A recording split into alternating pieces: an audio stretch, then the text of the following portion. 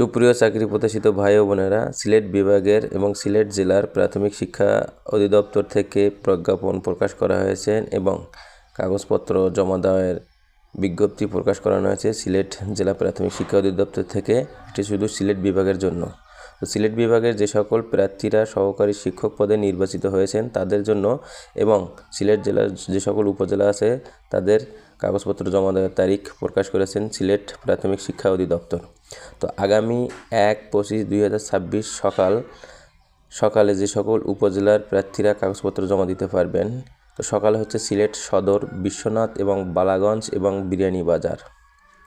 25/1/2026 বিকালে যে সকল উপজেলার প্রার্থীরা কাগজপত্র জমা দিতে পারবেন, গোপালগঞ্জ, দক্ষিণ সুরমা এবং গোয়াইনঘাট।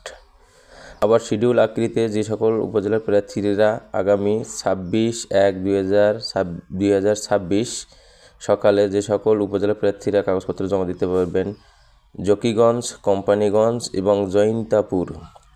26/1/2026 বিকালে যে সকল উপজেলা প্রার্থীরা কাগজপত্র জমা দিতে পারবেন, ফেজুগঞ্জ এবং ওসমানীনগর এবং কানাইঘাট।